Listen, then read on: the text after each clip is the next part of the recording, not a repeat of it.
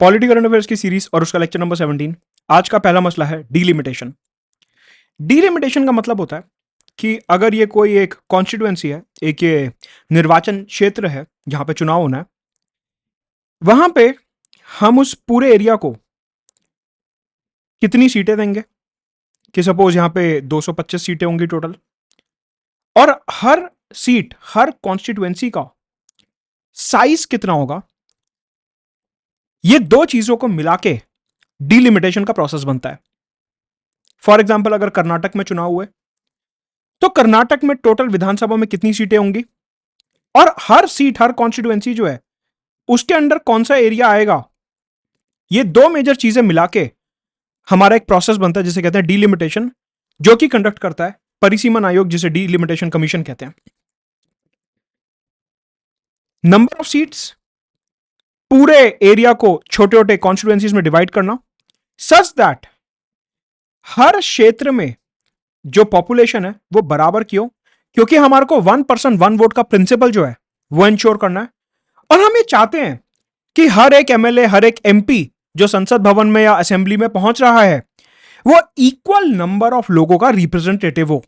इस वजह से यह कोशिश की जाती है कि हर एक कॉन्स्टिट्यूएंसी में, हर एक सीट में ये जो डिवीजन हो रहा है ये इस प्रकार से हो कि कॉन्स्टिट्यूएंसी ए में, बी में, सी में, डी में, ई में, एफ में, सब जगह इक्वल नंबर ऑफ पीपल होने चाहिए, बराबर की यहां पे जनसंख्या होनी चाहिए। तो डीलिमिटेशन कमीशन जब भी बनाई जाती है वो नंबर ऑफ सीट्स ये तय करती है कि एक राज्य को कितनी सीटें मिलनी चाहिए, इसके अलावा कि एक सीट यहां पे कितनी पॉपुलेशन होगी, अंदर किस तरीके से डिवीजन होगा। और आपको पता है कि हमारे देश में लोकसभा और विधानसभा के चुनाव में जो सीटें हैं वो शेड्यूल कास्ट, शेड्यूल ट्राइब्स के लिए भी आरक्षित की जाती हैं। तो वो आरक्षण कितना होगा पॉपुलेशन के बेसिस पे, कितनी सीट जो है शेड्यूल कास्ट, शेड्यूल ट्राइब्स के लिए आरक्षित रखी जाएंगी, रिजर्व रखी जाएंगी, वो भी डीलिमिटेशन कमीशन ही डिसाइड करता है। ये जो पूरा का पूरा फंक्शन है डीलिमिटेशन कमीशन का, ये यूजुअली पॉपुलेशन के आधार पर किया जाता है, लेकिन पॉपुलेशन के साथ साथ कुछ और पैरामीटर्स भी कंसिडर किए जाते हैं। प्रीलिम्स का सीधा क्वेश्चन यहां से निकलेगा। एक, ज्योग्राफी, कि उस एरिया में क्या भूगोल है, क्या टेरेन है, डिफिकल्ट है, इजी है, कहां पे कितनी पॉपुलेशन डेंसिटी है।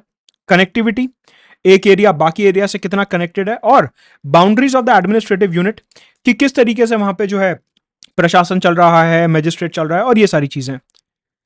तो पॉपुलेशन के साथ ये तीन फैक्टर्स और परिसीमन आयोग, डीलिमिटेशन कमीशन कंसिडर करता है। Number of seats, division of area decide करने से पहले, और एससी एसटी रिजर्वेशन डिसाइड करने से पहले। अगर हम अपने कॉन्स्टिट्यूशन की बात करते हैं, आर्टिकल 82 ये बोलता है कि संसद भवन कानून द्वारा एक डीलिमिटेशन कमीशन बनाएगा जो कि लोकसभा की सीट्स को डिवाइड करेगा पूरे देश में, कि कहां पे कितनी सीट्स होंगी और कौन सी कॉन्स्टिट्यूएंसी कितनी बड़ी होगी, और कहां कहां पे एससी एसटी रिजर्वेशन कितना होगा। और आर्टिकल 170 के अंदर पार्लियामेंट को यह पावर दी गई है कि वो विधानसभा में सीट्स को डिवाइड करने के लिए डीलिमिटेशन कमीशन बनाएगा। तो यहां से सबसे पहले ध्यान रखना है कि डीलिमिटेशन कमीशन बनाने की जो पावर है वो सिर्फ और सिर्फ पार्लियामेंट के पास है कानून द्वारा। स्टेट लेजिस्लेचर के पास कोई भी पावर नहीं है डीलिमिटेशन कमीशन बनाने की। ऑल्सो इस डीलिमिटेशन कमीशन में 3 लोग होते हैं। एक, सुप्रीम कोर्ट के रिटायर्ड जज, chief election commissioner of India, और जिस राज्य में डीलिमिटेशन करना है उस राज्य के स्टेट इलेक्शन कमिश्नर। ये जो बॉडी है ये ओवरऑल इलेक्शन कमीशन के अंडर काम करती है, और जब इस बॉडी की रिपोर्ट आती है आप उसे कोर्ट में चैलेंज नहीं कर सकते, किसी भी अदालत में उस रिपोर्ट को चुनौती नहीं दे सकते। सिमिलरली डीलिमिटेशन कमीशन की रिपोर्ट जब पार्लियामेंट में पेश की जाती है तो पार्लियामेंट में आप उस रिपोर्ट के ऊपर डिस्कशन तो कर सकते हो, लेकिन उस रिपोर्ट को मॉडिफाई या चेंज नहीं कर सकते। मतलब कि डीलिमिटेशन कमीशन जो पार्लियामेंट द्वारा बनाई जाती है, चाहे वो लोकसभा का चुनाव हो या विधानसभा का चुनाव हो, ये जो डीलिमिटेशन कमीशन बनाई जाती है इसका मेजर काम है सीट्स को डिवाइड करना, और ये एक ऑटोनॉमस बॉडी है। मतलब कि जो इन्होंने बोल दिया वो फाइनल है, उसको ना तो अदालत बदल सकती और ना ही संसद भवन बदल सकता। यूजुअली डीलिमिटेशन का प्रोसेस कॉन्स्टिट्यूशन में क्या लिखा हुआ है, आर्टिकल 82 और आर्टिकल 170 में, इन दो आर्टिकल्स में लिखा हुआ है कि जो डीलिमिटेशन का प्रोसेस है वो हर सेंसस के बाद होना चाहिए। जब भी जनगणना होगी, हर जनगणना के बाद, क्योंकि आपको पता है पॉपुलेशन चेंज होगी, किसी एरिया में ज्यादा चेंज होगी, किसी एरिया में कम चेंज होगी, तो हर सेंसस के बाद हमारे को पॉपुलेशन चेंज देखने को मिलेगा। तो हमारे कॉन्स्टिट्यूशन में लिखा हुआ है कि हर सेंसस के बाद आप डिलिमिटेशन करवाइए जिससे कि जो लेटेस्ट डेटा है उसके हिसाब से सीट्स मिले और सीट्स डिवाइड हो, उसी हिसाब से एससी एसटी रिजर्वेशन भी होना चाहिए। लेकिन फिर 1971-1972 के बाद हमारे देश में ओवर पॉपुलेशन की प्रॉब्लम आई और उस समय की इंदिरा गांधी सरकार ने तय करा कि हमारे को थोड़े समय के लिए पॉपुलेशन कंट्रोल करनी होगी और इसलिए हम स्टेट्स को आश्वासन देने के लिए कि उनकी नंबर ऑफ सीट्स कम नहीं करी जाएंगी पॉपुलेशन के आधार पर, कि अगर उन्होंने कल को पॉपुलेशन कंट्रोल कर ली तो उनकी सीट्स कम नहीं होंगी, उनका रिप्रेजेंटेशन लोकसभा में कम नहीं होगा या उनकी विधानसभा की सीट्स जो है वो इंपैक्ट नहीं होंगी। ऐसा स्टेट्स को आश्वासन देने के लिए उस टाइम पे यह बोला गया कि अभी पॉपुलेशन कंट्रोल करते हैं और 25 साल के लिए डिलिमिटेशन के प्रोसेस को फ्रीज कर देते हैं। 1976 में इंदिरा गांधी की सरकार ने 42nd अमेंडमेंट एक्ट से यह बोला कि डिलिमिटेशन का जो प्रोसेस है उसको हम 25 साल के लिए फ्रीज कर देते हैं, मतलब कि अब अगला डिलिमिटेशन जो होगा वो 2001 के बाद होगा। 2001 में भी हमारे को लगा कि हमारी पॉपुलेशन अभी भी ज्यादा है और उस समय की अटल बिहारी वाजपेयी सरकार ने बोला कि हम डिलिमिटेशन को फर्दर 25 साल के लिए स्थगित करते हैं, फ्रीज करते हैं और अब जो भी डिलिमिटेशन होगा वो 2026 के बाद होगा। इसलिए अभी हमारे यहां बहुत समय से डिलिमिटेशन नहीं हुआ, सिर्फ कुछ राज्यों में डिलिमिटेशन हुआ अंडर स्पेशल सर्कमस्टांसेस, वो क्या है अभी बताऊंगा मैं आपको। लेकिन अगर मैं नॉर्मल डिलिमिटेशन की बात करता हूं, वैसे तो वो हर सेंसस के बाद होना था, लेकिन अभी 1976 के बाद से हमने उस प्रोसेस को फ्रीज करा हुआ है। अब थोड़ा सा यहां पे समझते हैं कि विधानसभा और लोकसभा में जो डिलिमिटेशन होता है उसके क्या आधार हैं। आर्टिकल 170 बोलता है कि हर विधानसभा को जो नंबर ऑफ सीट्स मिलेंगी, चाहे वो यूपी विधानसभा हो, कर्नाटक विधानसभा हो, मध्य प्रदेश विधानसभा हो, वहां पे जो नंबर ऑफ सीट्स होंगी वो 1971 सेंसस डेटा के बेसिस पे मिलेंगी। वहां पे जो कॉन्स्टिट्यूएंसीज में डिवीजन होगा वो डिवीजन होगा 2001 सेंसस डेटा के बेसिस पे। सपोज करिए यूपी है, यहां पे बोला गया कि 400 सीटें होंगी सपोज, तो ये जो नंबर है कि यूपी में 400 सीटें होंगी ये डिसाइड किया 1971 सेंसस डेटा के बेसिस पे। अब यहां पे एक कॉन्स्टिट्यूएंसी लखनऊ होगी, एक कानपुर इतना बड़ा होगा, गोरखपुर इतना बड़ा होगा, इलाहाबाद इतना बड़ा होगा। इस तरीके से जो अलग अलग कॉन्स्टिट्यूएंसीज डिवाइड हुई हैं पॉपुलेशन डेटा के बेसिस पे, ये जो पॉपुलेशन डेटा के बेसिस पे डिवीजन हुआ है ये होगा 2001 सेंसस डेटा के बेसिस पे। तो दो बातें करी है मैंने, यूपी के पास, मध्य प्रदेश के पास, मिजोरम के पास कितनी सीटें होंगी वो डिसाइड करेगा 1971 का सेंसस। फर्दर स्टेट के अंदर डिवीजन किस प्रकार से होगा कि कानपुर कॉन्स्टिट्यूएंसी कितनी बड़ी है, भोपाल कॉन्स्टिट्यूएंसी कितनी बड़ी है, बैंगलोर कॉन्स्टिट्यूएंसी कितनी बड़ी है, उनका ज्योग्राफिक एरिया कितना होगा, that will be decided on the basis of 2001 census data. तो यहां पे दो सेंसस के आधार पर डिलिमिटेशन किया जा रहा है, याद रखेंगे। अब यहां पे ध्यान रखना है कि जो ईयर 2001 यहां पे मेंशन करा गया कि स्टेट्स को जब आप फर्दर अंदर डिवाइड करोगे कॉन्स्टिट्यूएंसीज में, ये 2001 के सेंसस डेटा के बेसिस पे होना चाहिए। This was decided by 87th amendment act 2003। ये जो यहां पे डिसाइड किया गया था कि 2001 का सेंसस डेटा यूज करेंगे, ये 87th अमेंडमेंट एक्ट 2003 से फाइनल किया गया था। ऑल्सो मैंने आपको बताया कि हमने डिलिमिटेशन प्रोसेस को दो बार फ्रीज करा है, एक बारी 1976 में और एक बारी 2001 में।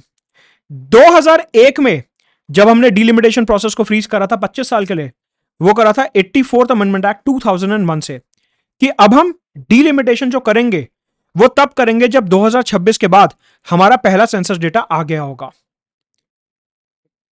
सिमिलरली आर्टिकल 82 के अंदर हमारे को दिया हुआ है लोकसभा का डिलिमिटेशन। लोकसभा में कितनी सीटें होंगी टोटल वो डिसाइड किया जाएगा 1971 सेंसस डेटा के बेसिस पे, और कौन सी कॉन्स्टिट्यूएंसी कितनी बड़ी होगी, कौन सी कॉन्स्टिट्यूएंसी कितनी छोटी होगी, यह फाइनल किया जाएगा 2001 सेंसस डेटा के बेसिस पे। मतलब कि स्टेट और लोकसभा लेवल पे डिट्टो सेम चल रहा है। नंबर ऑफ सीट्स 1971, फर्दर अंदर छोटी छोटी कॉन्स्टिट्यूएंसीज में डिवीजन 2001 डेटा, और ये ईयर 2001 फाइनल किया गया 87th अमेंडमेंट एक्ट 2003 से। ऐसा कब तक चलेगा? जब तक 2026 के बाद पहला सेंसस डेटा नहीं आ रहा था, क्योंकि हमने दो बार डिलिमिटेशन फ्रीज करा है और यह डिसाइड हुआ 84th अमेंडमेंट एक्ट 2001 से। अभी तक पूरे हिंदुस्तान में डिलिमिटेशन का प्रोसेस 4 बार कंप्लीट हुआ है, 1952 में, 1963 में, 1973 में। 1952 वाला 1951 सेंसस डेटा के बेसिस पे, 1963 1961 सेंसस डेटा के बेसिस पे, और 1973 1971 सेंसस डेटा के बेसिस पे। 2002 में दोबारा से डिलिमिटेशन हुआ 2001 सेंसस डेटा के बेसिस पे। क्यों? क्योंकि हमारे को छोटे वाली जो कॉन्स्टिट्यूएंसीज बनानी थी अंदर, वो 2001 के बेसिस पे बनानी थी, इसलिए 2002 में हमने दोबारा से डीलिमिटेशन कमीशन एक्ट पास करा और डीलिमिटेशन दोबारा से करवाया।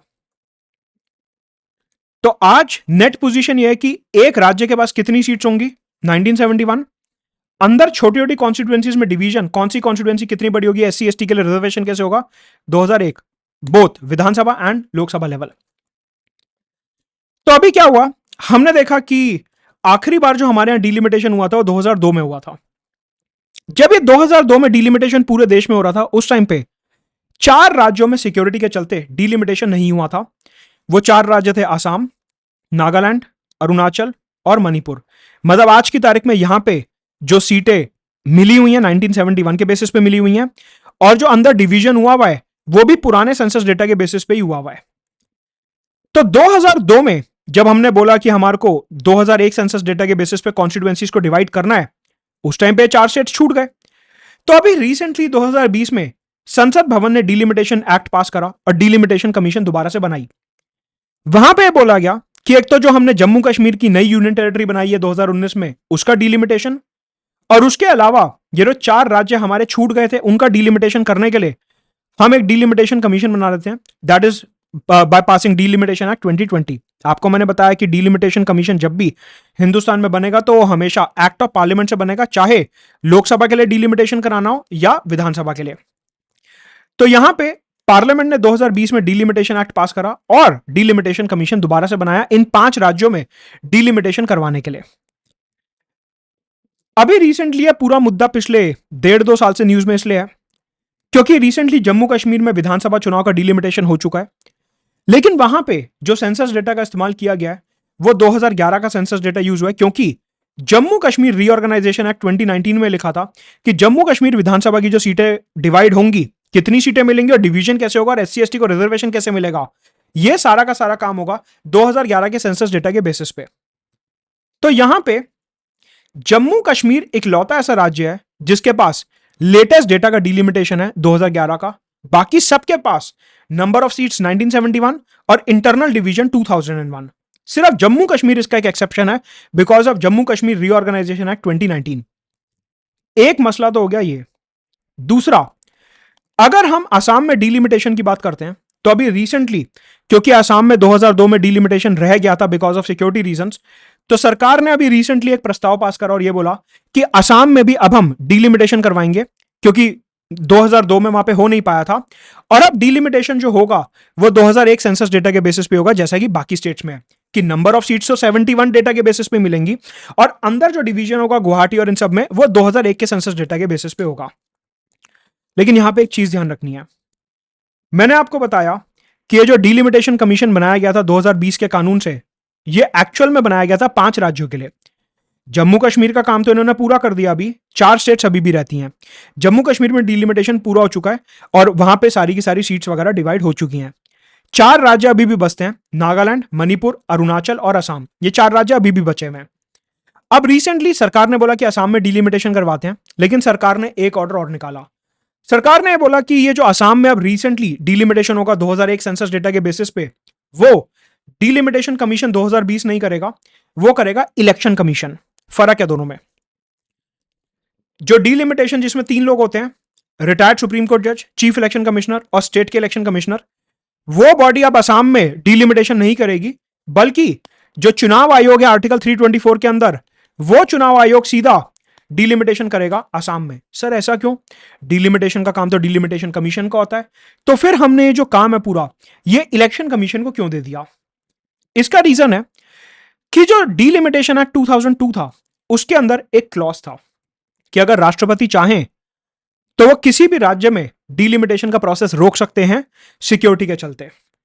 ऐसे में हमारे राष्ट्रपति ने 2008 में एक ऑर्डर निकाला डीलिमिटेशन एक्ट 2002 के अंदर, और इन 4 राज्यों में सिक्योरिटी के चलते डीलिमिटेशन रोक दिया। अरुणाचल, मणिपुर, नागालैंड और असम, इन 4 राज्यों में डीलिमिटेशन रोक दिया गया बिकॉज ऑफ सिक्योरिटी रीजन। अब क्या हो रहा है? रिप्रेजेंटेशन ऑफ पीपल एक्ट 1950, इसमें एक सेक्शन 8A है।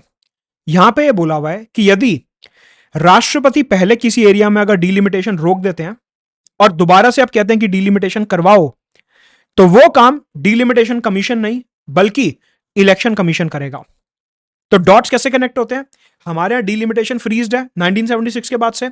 2002 में हमने ये सोचा कि सिर्फ जो इंटरनल डिवीजन है छोटे छोटे कॉन्स्टिट्यूएंसीज में डिवाइड, वो 2001 के बेसिस पे करवा लेते हैं।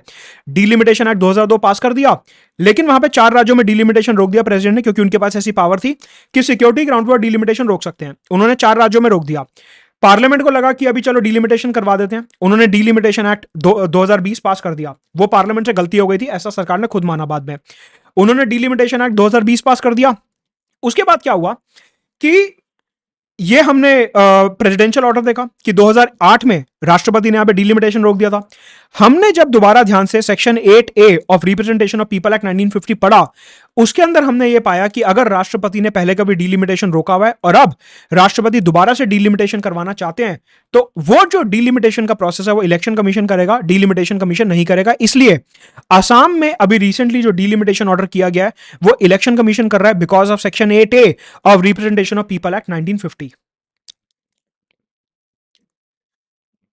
तो डिलिमिटेशन की पूरी हिस्ट्री और करंट अफेयर्स क्या है हमने यहां पे अभी देखा। अभी आगे और टॉपिक्स पे चलेंगे।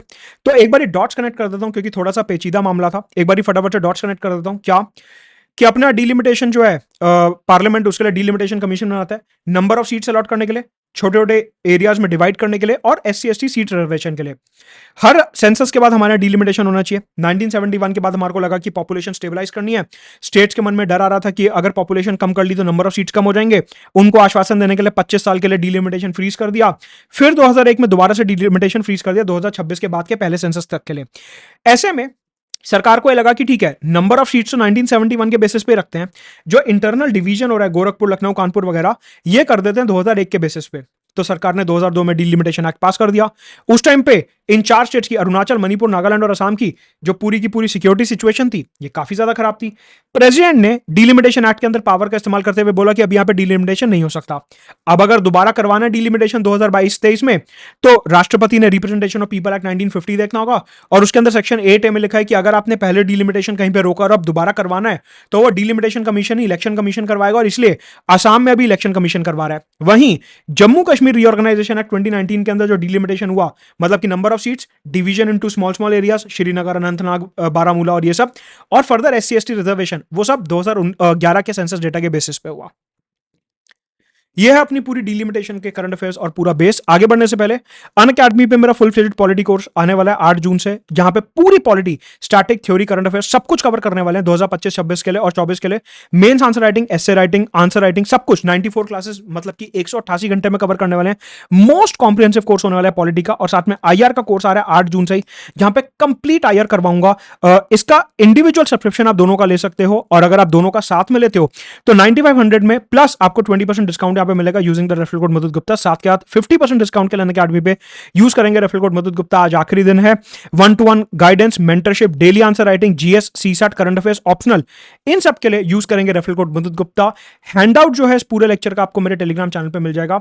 आज रुकेंगे यहीं पे, अगले वीडियो में और टॉपिक्स कवर करेंगे। Let's crack it.